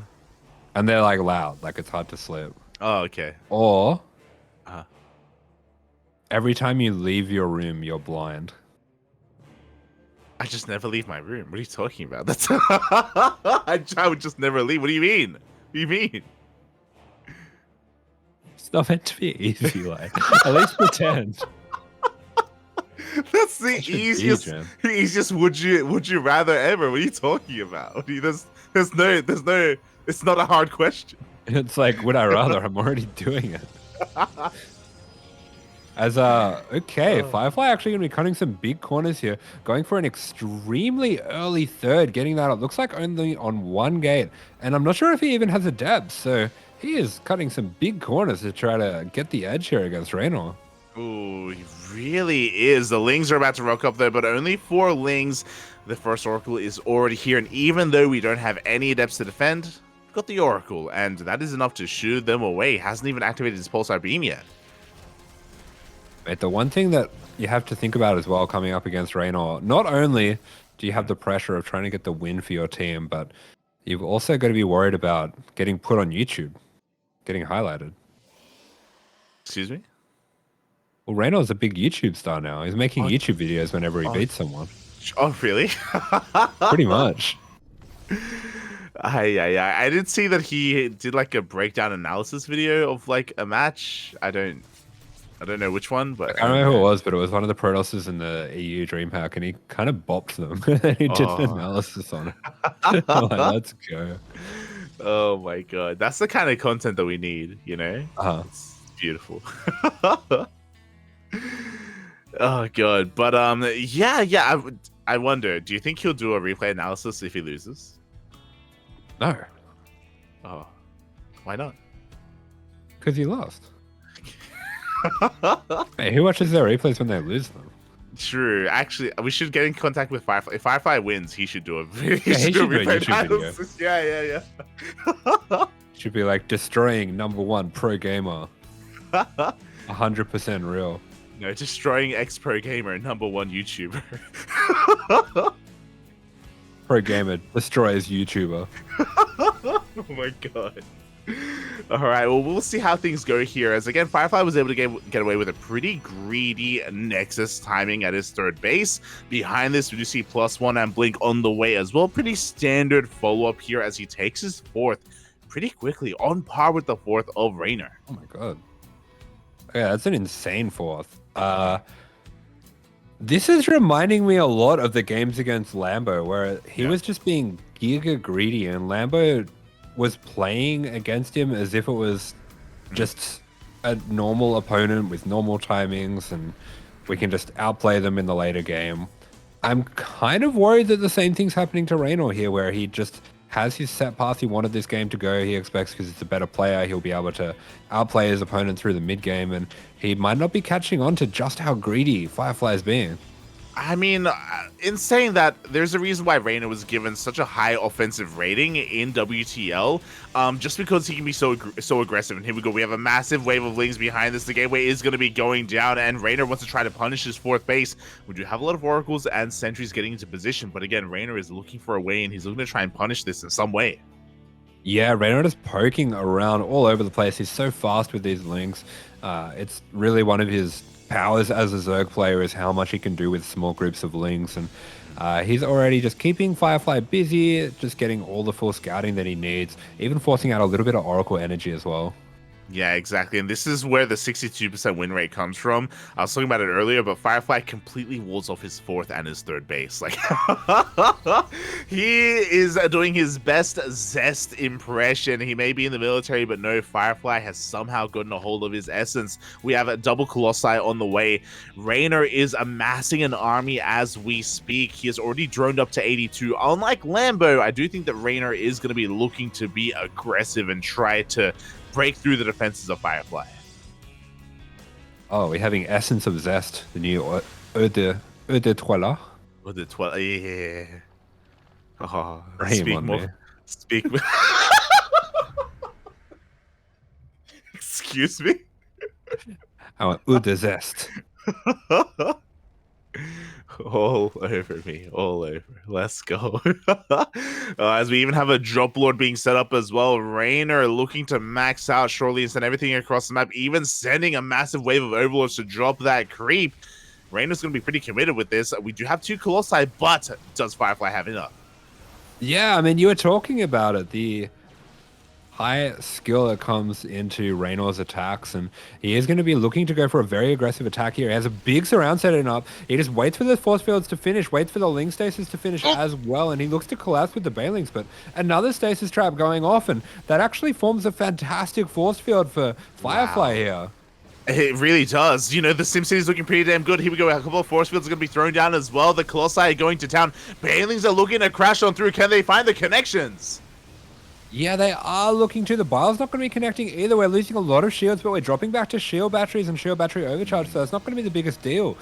More Biles are coming down, but it looks like all the Banelings have been cleaned up, and this is actually looking like a defense for Firefly. Wow, the third and the fourth Colossi come out as well. The Roach Ravager having a hard time doing any damage whatsoever. He kills the sentries, but only the sentries. My goodness, and now Reynor, he is in a really awkward position. He is still behind in workers here. He is getting his 5th up, but Firefly's army is insane. I mean, he's got all of those Colossus. That's something that's going to be really hard to deal with if there's a counterattack. He wants the Overlord spot, but he wants him. He's going to get one, but he's going to have a hard time finding the rest of them as well. Oh no, never mind. I spoke too soon. He's catching so many of them, and Reynor is getting supply blocked. Yeah, he is hunting them down. All the Overlords go down. Big shake of the head. Big reaction coming out from Reynor. He realizes that there is just no way, while his supply blocked, that he's going to be able to get the units out to defend this. Yeah, exactly. He was so committed with his push on altitude of all maps. That's why you can get away with this greed that Firefly went for, because the map is so large. You have so much room to defend, but also those stasis traps were so insane. They were looking so good for our Chinese Protoss player, and now he's going for a massive counterattack. Yeah, I mean, this is an absolutely insane army. I just don't see a world in which Reynor is going to be able to get a fight onto this unless he has a huge surround. We even have Firefly moving his way up to the high ground, and he's going to be able to hold the high ground of Reynor. That is amazing, but actually, I think he's giving Reynor a better fight here. Yeah, it looks like he is. He wasn't able to take control of the ramp in time. The Banelings will find their connections. One Colossus goes down. The other 3 do manage to go to the low ground as well. And Reynor, that was probably the best fight he could hope for, but the push isn't over. Yeah, I mean, that seemed to work out really well for him, but I don't think it's going to be enough here. He is still down on supply. The Zealot's going to be charging on into this right-hand side base as well, and that's going to cause him to have to split up his units a little bit with that Firefly. Going to be going for that move into the main once again, taking control of this ramp here. Yeah, exactly. This time he is on top of the ramp. This time it's going to be so difficult for Reynor to push on up. But here we go. The Banelings are making their way up the ramp once again. But they're crashing into Stalkers. Then it takes so many Banelings to kill a Stalker. Like, they're just such massive meat shields. And everything is dying. Oh my god. Yeah, everything going to be going down here. Those Colossus doing so much work. Another Zealot run by, hitting that 4th there, and Reynor just doesn't have what he needs to do with it. He is going to be pushing back this army at the top here, but the Colossus get out, and that is the most important thing here. Yeah, all 3 Colossi evacuate in the end once again. The Zealot run by got out of hand. An entire mineral line went down on the right-hand side. 15 drones do go down, and now Reynor is really struggling to hold on right now. He's got a decent amount of hatcheries, but again, he still can't deal with this army, and more drones are falling. Yeah, and once again, this army just going to be going into this main one more time, and this might be the final nail. Reynor looking pretty sad in the camera. I think he is just kind of letting this loss sink in and taking his time to maybe think about the next games in the series. Yeah, I think that's pretty important right now. Like, Reynor can be a very emotional player, and he needs to try and make sure that this doesn't affect his mental going into game number 2, because if he does lose this 2-0, then that will be the end of the series, and SSLT will be able to take this, so he does have to come into game number 2 with a bit of a fresher mind. Yeah, absolutely. So it looks like he is just kind of working his way through this game, and he will just stall this one out a little bit, but GG is called, and Firefly are taking game 1. With that, the Starving Camels actually guarantee they're going to be getting to an ace match here. Wow, GG, well played. Get that. Oh my, oh, look at him go. He gulped down like half the bottle in one chug. As he takes game number 1, Firefly looking so good on altitude with that greedy style. That defense was insane. He's a thirsty camel. He is. He is. A camel in more ways than one, and oh boy, with that, Firefly is looking poised to take the series, but Reynor is not going to take this lying down. He is still one of the best Zerg players in the world. He can still bring this back, and now it's going to be his map of choice. Okay, so it's going to be Dragon Scales as the next map. Dragon Scales was the map that Lambo played against Firefly as well. Are we going to be having a repeat? No shot, no way, right? I mean, oh my god, we are so close to living in that reality. We'll see which way it does go. Dragon Scales is a bit of a shorter map. I do think that Reynor, with his aggressive style, can have a little bit more success. If I'm not mistaken, Lambo went for... It was like a queen push across the map, right? On Dragon Scales? Am I crazy? Yeah, I think so. I just remember Firefly taking that high ground base in the middle as his fourth and having insane force fields, and Lambo could just never really get up. It was a combination of the force fields and the stasis traps. A bit like in that game where the stasis traps were kind of half force field with the lings, and he just fill in the gaps with the sentry force fields. Yeah, it's coming back to me. I am remembering. I am recalling that center base being taken, that being a really pivotal moment for Firefly. We'll see if he can bring it back in the end. As Reynor is up against the ropes, and again he has to shake it off. He has to come into this cool, calm, and collected and play out his game. But I worry that maybe he hasn't been looking into Firefly, because that greedy style is something that we've seen before.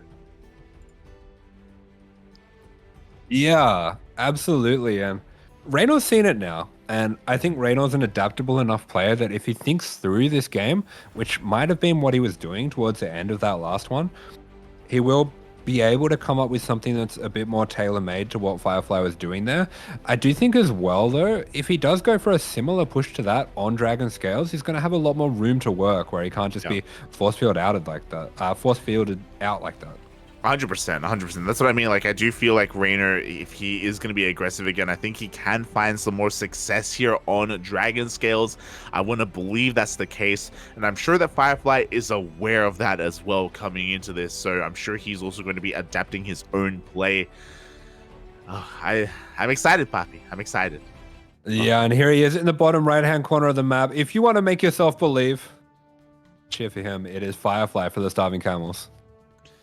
And spawning in the top left-hand corner for Team Basilisk, it is Reynor.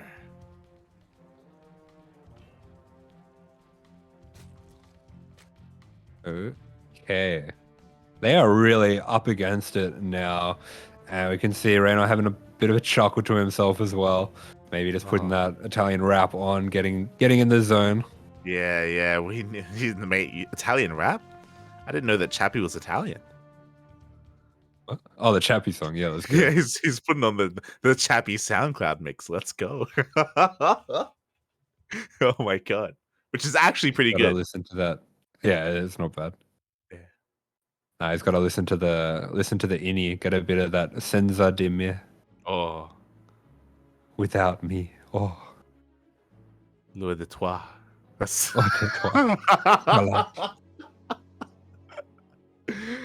Oh god, here we go. As already Reynor being forced to take the unnatural natural here, and something we don't see too often. the sun is out. It's True. shining upon. Not a real Zerg player. Yeah, he's not smudging. Zerg players are meant to be in the dark. I mean, usually when we see someone like Scarlet drop a game, the room gets a lot darker. It They need does. to summon the power. They need to summon the power of the dark. It is the only way, but no, it looks like Reynor has found the light. It looks like he's going for the light pill, Papi. Oh. He's switching to Protoss. There you Again. go. Again. Shaking my head. Wonder if he's allowed to do that in this. Surely not, right? I think they're pretty strict in this. Yeah. Especially because it's predetermined. So I would imagine if he does switch to Protoss, you'd have to tell them ahead of time. Announce it? Yeah. Like days in advance. Oh, did you see that? No, I was distracted by my cat yawning in my face with his stinky tuna breath. Okay, I'm a little bit concerned. Reynor, he just did one of these. I'm not watching you either. Do it again. Okay. Oh, One of these, and that's why his hair's all frizzed up. Yeah. I think he's still shaking off the smooch. did he say Katsu? Oh. Obrigado. What is cazzo? What is that? It's Teach fuck. me. Okay. Carajo. And in the same way as well. Actually, it's probably the same word. There you go. Would make sense. As for the time being, everything is looking quite normal here. Hatch gas pull from Reynor. Forces take the unnatural. Oh, he's doing it again! Oh, that's the second time in like a minute. He's so excited. He's staring at his hair. Looks like Firefly not going to be going for the early third again. Yeah, it's not going to be that greedy here, and all for good reason, because Reynor, we can see not like this. We can see what it was for. He's going for an all-in. Does Firefly win like this? It's possible. No shot, right? Oh my god. So Firefly, for the time being, is unawares. He doesn't know about what's going on. He does have an Oracle on the way, but he hasn't scattered into the main base yet. Reynor is looking to cut workers soon to go for a Ling Roach all-in. Reynor doesn't know. Firefly doesn't know for now. He doesn't know. Yeah, okay, so Firefly is looking to set up a third here. It's at a much more standard time, so yeah, this is more where we normally see these thirds going down, not at like 310 sort of thing that he was doing last time. With that, we are going to be having the Lings catching out the Adepts in the middle of the map, but the Oracles come in to save them. We're losing a lot of Lings. We need those for this all-in to work. Yeah, a lot of Lings are getting shaved off, but thankfully for Reynor, these Lings are distracting both the Adepts and the Oracles as well, which means less scouting. It also means that Reynor is going to be keeping this in a little bit longer, as Reynor is droning behind this. Yeah, so Reynor not feeling too confident about how this one's going to be going down, but meanwhile, Firefly, his build has not been disrupted whatsoever. He scouts out the roaches. He's even going to be sending in a shade just to force those roaches to stay back home, and this almost feels like it was a bit of a tilt build coming out from Reynor. Yeah, it does. I mean, mate, that's why I was popping off at the hair shakes, all right? The tells were there, Papi. But as you were saying, the roaches are forced to stay at home. This does eat into the economy of Reynor. He did end up wasting resources, not just on the roach farm, but the roaches themselves. And now Firefly is looking in a pretty damn good position. Yeah, he is, and these Oracles going to be rotating around here.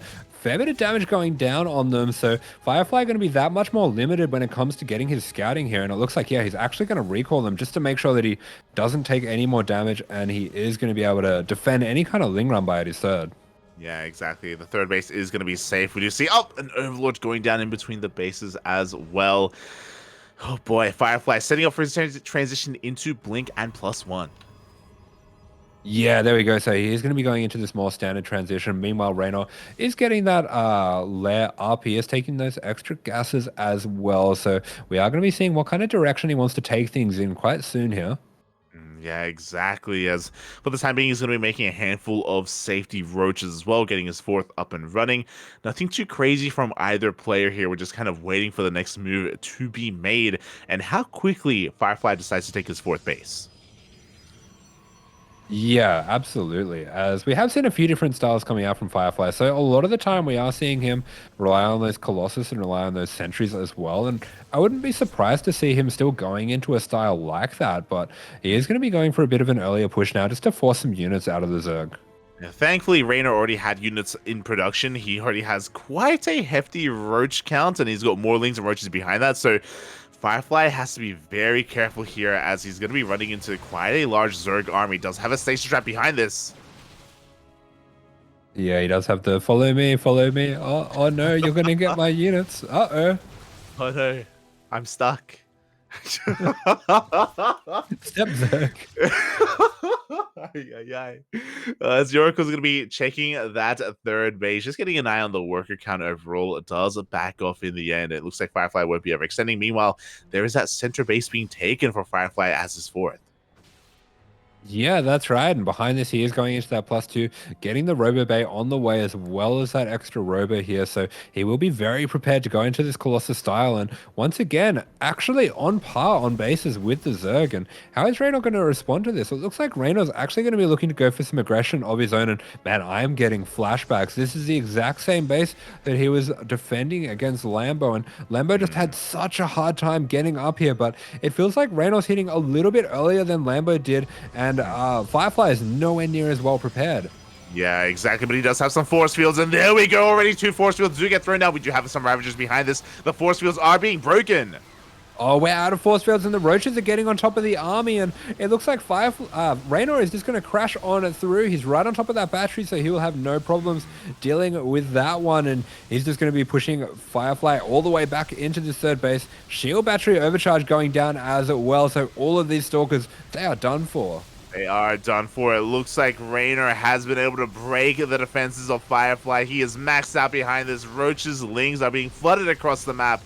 And Reynor will not be getting too owed here tonight. Not this time. Yeah, Reynor with a more no-nonsense approach for this one against Firefly. Takes it very cleanly there, and a little bit of relief there. He definitely didn't want to get too hurt there by Firefly, and that might be the first reaction to a win that we've seen. I guess Firefly reacted a bit as well. Yeah. The hair frazzle, mate, is real. He is happy. The smile has returned. Reynor takes game number 2, and he forces the ace match. Okay. That's not what I expected to be saying here. That Firefly manages to get Basilisk to the ace match. Sorry, Reynor. There you go, mate. Reynor, it was looking close, but he was able to pull it off. And now the ace match is gonna come down to this one final best of one. Both teams must deliberate who they want to send out. The obvious choice for Basilisk is Serral, but who do the starving camels put out?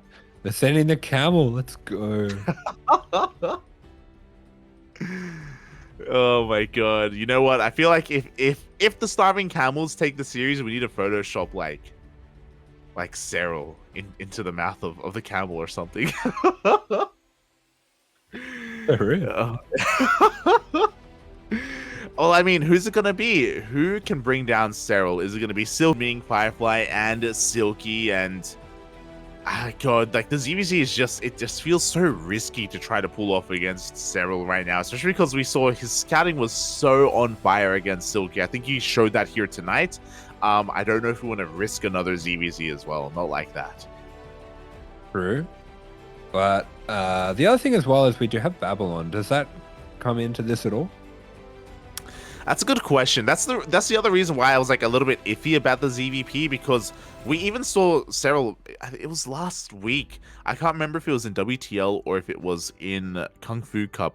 But last week I do recall seeing Serral on Babylon in a ZVP. All in. Go for a massive, I think it may have even been against Max Packs now that I think about it. He went for a solid Roach Ling Queen all in here on Babylon, and he's willing to be the aggressor. He isn't just a macro god. He can do so much more than that. And I don't know if we can risk Firefly in that situation. I don't know, Pap. Fair enough. Yeah, that could be very difficult, especially if he's being greedy again. Yeah, that's what I'm thinking, Papi. That's what I'm thinking. Meanwhile, shout out to, I just saw him in the chat, the Chap Star himself.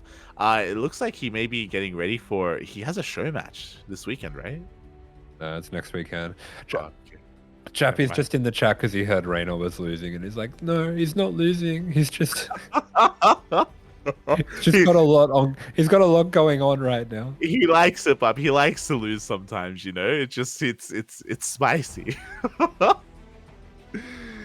Shaking my head. It wasn't a failed all in. He was just defending aggressively. We love you, Chappie. We love you so much, and best of luck in your show match. Was it pushed back? Is that what happened? Yeah, it's next weekend. Okay. Fair Potentially. Does Chappie need more time?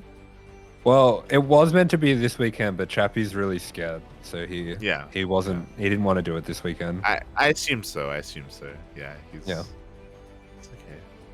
I'm sure he can get through the fear. It's all good. That's what he's going to be spending the next week doing. Yeah. Oh god, shaking my head. The banter, Bobby, the banter. Let's go. For those wondering, Chappie in the chat is a lovely Australian Zerg player, and a show match, a grudge match, has been announced between Chappie and Azure, and they're trying to figure that out.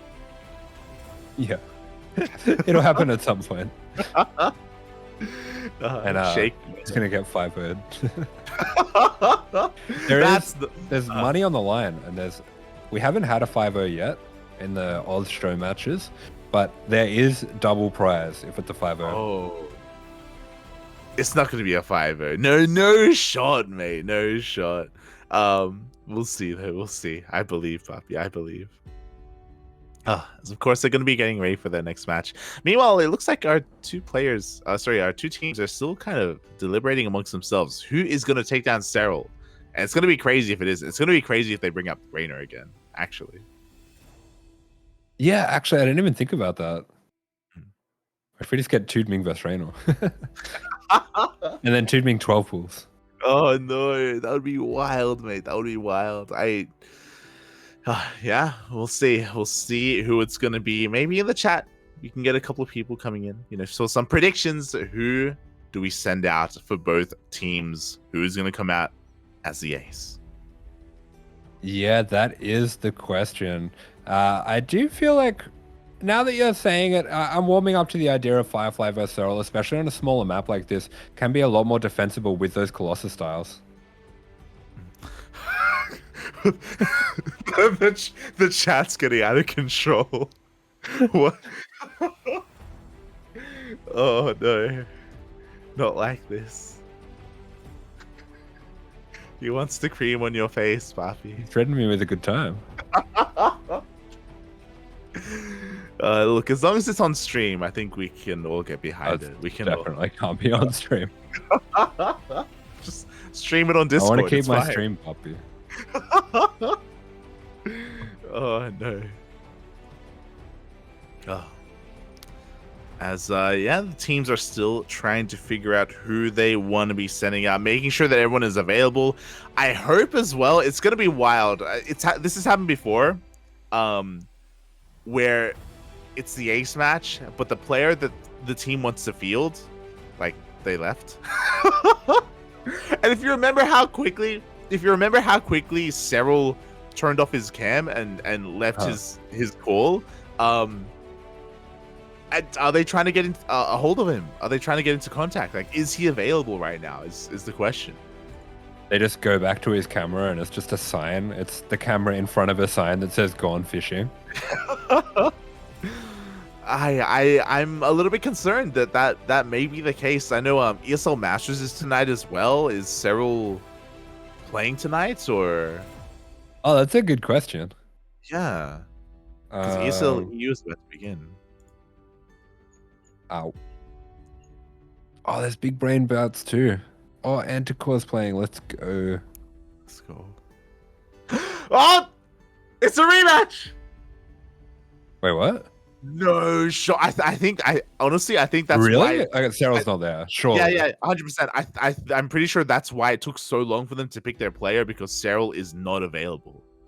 I guess the other thing is Reynor's got to feel like after those 2 games, he's got a pretty good handle on True. how Serral's playing. So maybe they were just arguing that whole time where Reynor was like, give me Firefly again. I'm going to like own him. I have to beat him in the best of 3. And Serral's like, let's just play the safe thing. Let's just put me out. Like, I'm the stronger player. And Reynor's like, no. Like, I have to get my revenge. Yeah. I can see that happening. I can see Reynor fighting for his pride, like it's on the line. He's got to redeem himself. Reynor's like, look, Serral, you don't understand. I need to make a YouTube video of this. I need the best of 10,000. I need to make some content and make some money out of this. Okay, I need to milk this for all it's worth. Send me in again, Papi. Send me in. And Serral's like, all right, I'm done. I'm going to bed anyway. Oh my god. So here we go. Game 3. Game 3, Papi. Okay, game 3, and it is going to be on Babylon. I do feel like at least on Babylon, Firefly probably can't get away with going for like a Giga early 4th, just because that 4th is pretty nice to attack on Babylon. Oh yeah, it is quite nice to attack. It's gonna be wild here. What a turn of events. The ace player, not Serral, but Reynor. He's a very powerful player in his own right, and yeah, maybe he has a good feel for Firefly. As here we go, spawning in the bottom right-hand corner of the map, the blue Protoss for the Starving Camels, Firefly. Spawning in the top left-hand corner of Babylon for Team Basilisk, it is Reynor. All right. So here we go. Reynor said, I got this, guys. Serral, you go play golf, man. I got this. And he's got the hood on. We know why. We know why. Oh, I kind of like this. You know what this means? This means that he can't frazzle his hair anymore. It's like protection. So what happened was he was arguing with Serral, and they were going back and forth. Yeah. Serral was like, no, like I'm so good, like I can take down this guy, like he's gonna be so easy, like he's nothing compared to Showtime, and look what I did to Showtime. And then Reynor, he just puts the hood up, and Serral goes, say less, and then he walks away.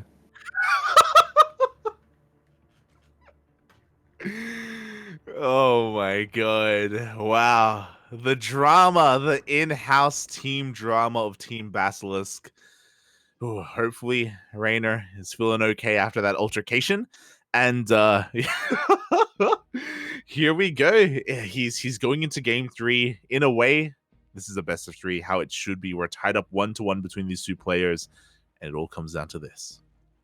By the way, Serral didn't actually lose to Wayne. I think what happened was it was 1-1, and he looked like he was about to lose, and I stopped watching. Look, Asher, I didn't look at the Wikipedia. Okay, you can shape reality how you please, right? If you tell me Serral lost to Wayne, I'll believe you. Okay, so what happened is Serral got 2-0'd by Wayne, and Reynor beat Wayne 2-0. And so they were having this argument, and then Reynor said, so what happened with Wayne then, huh? Who's the better player, huh? And then Serral started crying, and then Uncle Roddy had to like take the extra time to make them apologize to each other.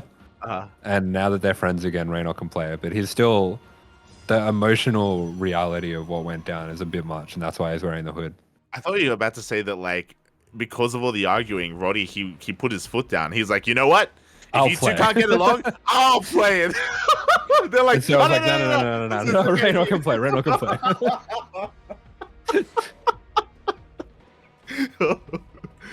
Oh, aye.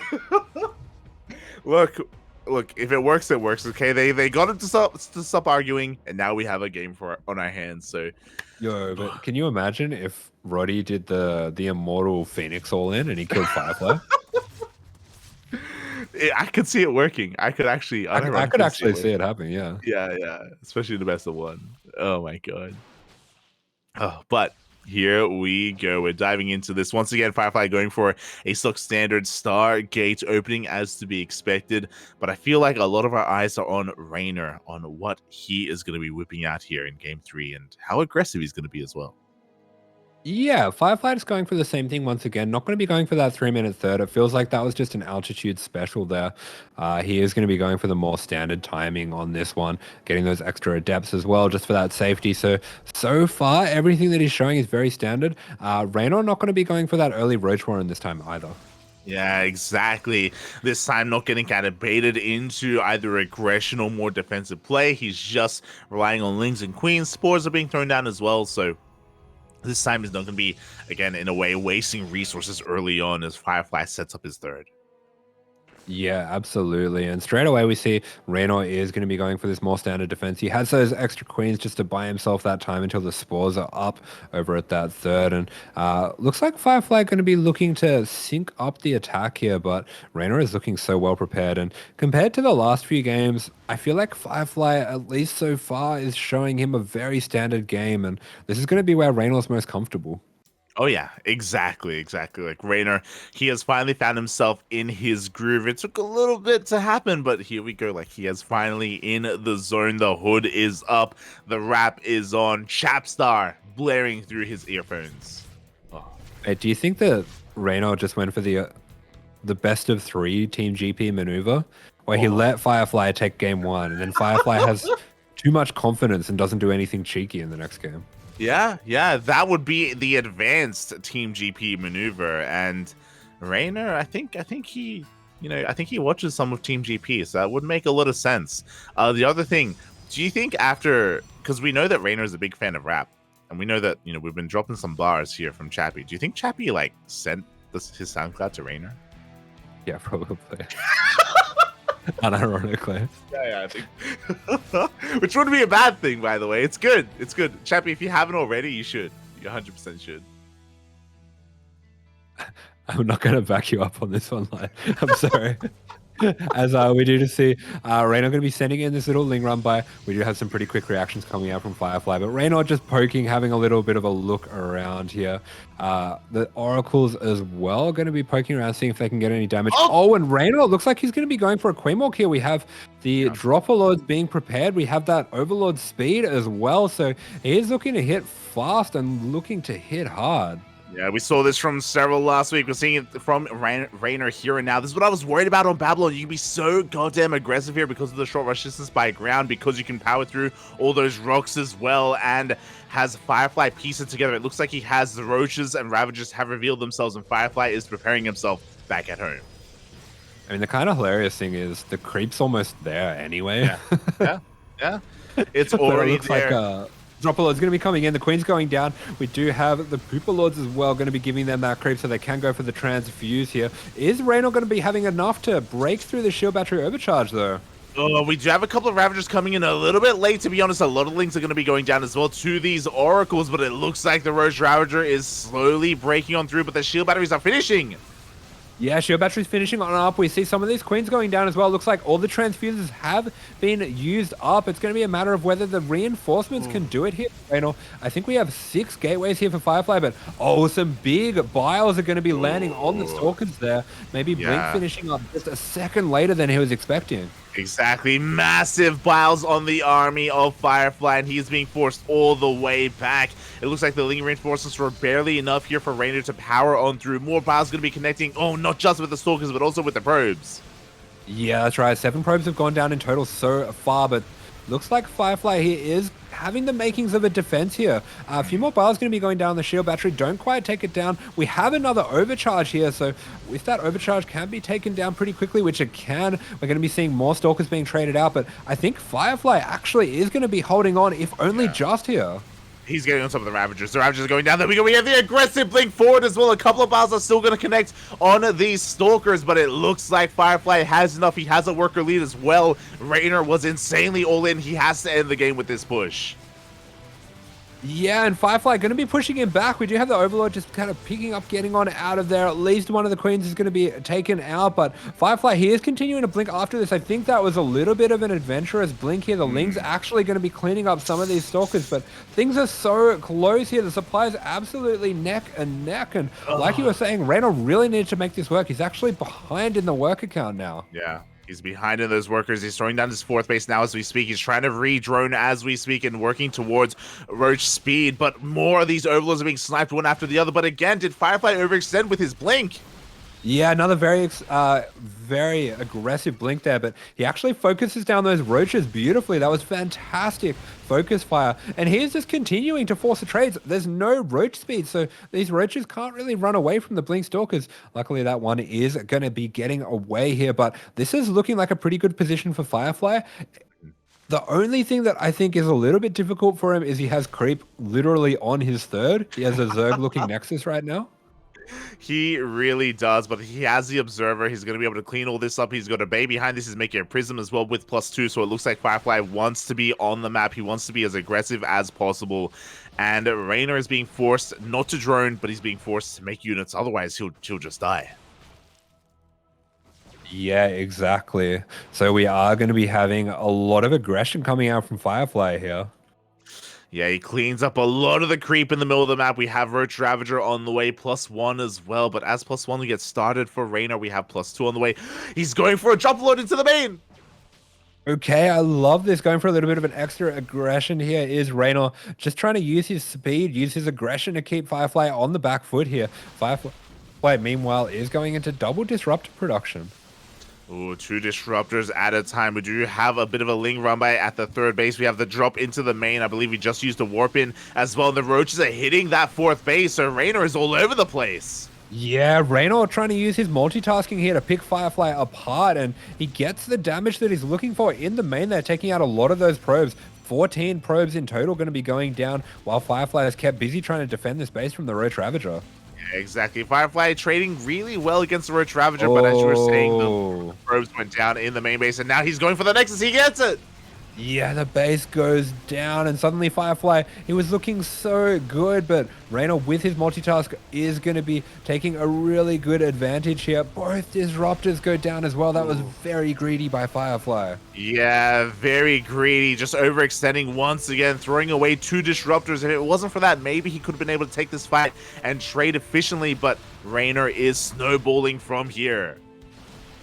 Yeah, he definitely is. That was some beautiful play there. Really nice sequence to get himself back in the game. And Firefly here is going to be looking to be very aggressive to try to get some value back on his side, but that hasn't always been working out for him. And I think losing those 2 disruptors there was pretty disastrous. Yeah, it's huge. It's absolutely insane how much value Reynor got in the past minute or so. He got a base, he got 15 probes, and 2 disruptors as well.